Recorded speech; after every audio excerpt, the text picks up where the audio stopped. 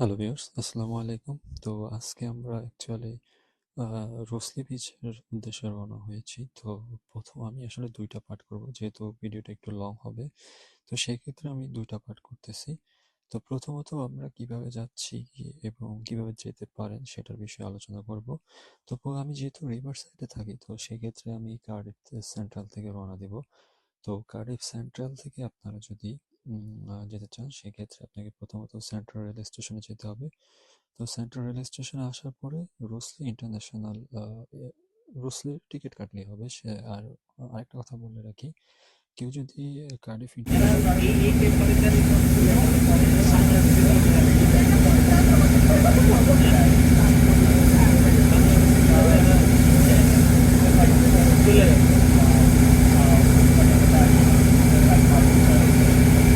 যেতে পারবেন। তো এখন চলে আসি আমার মেইন ভিডিওতে।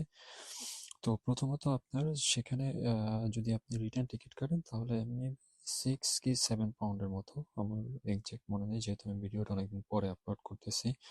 আমার লাস্ট ভাইবাস থাকার কারণে আমি আপলোড করতে পারিনি।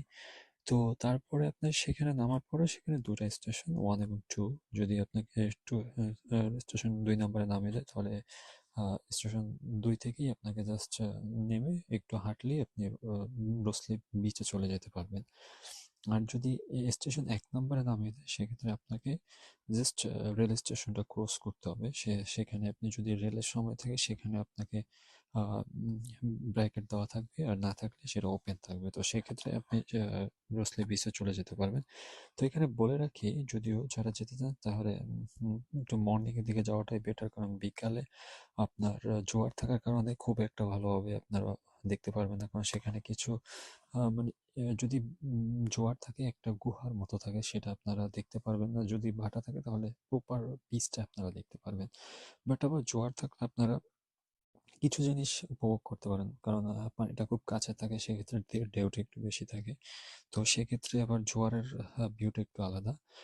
তো আপনারা জাস্ট একটু হাঁটতে হবে, 5 থেকে 10 মিনিটের মতো হাঁটতে হবে। হাঁটার পরে আপনারা একদম বিচে পয়েন্টে নামবেন, এবং বিচ থেকে না, জাস্ট 2টা বিচ আছে সেখানে। আপনি যদি আবার হিল ভিউ পেতে চান, সেক্ষেত্রে বিচ থেকে একদম বিচের কাছে যাওয়ার পর হাতের বাঁ দিকে চলে যাবেন, যেখানে আপনি পাবেন একটা হিল ভিউ, এবং আপনার একটু রোডটা মোটামুটি মনে হবে যে একটু হরর একটা রোড।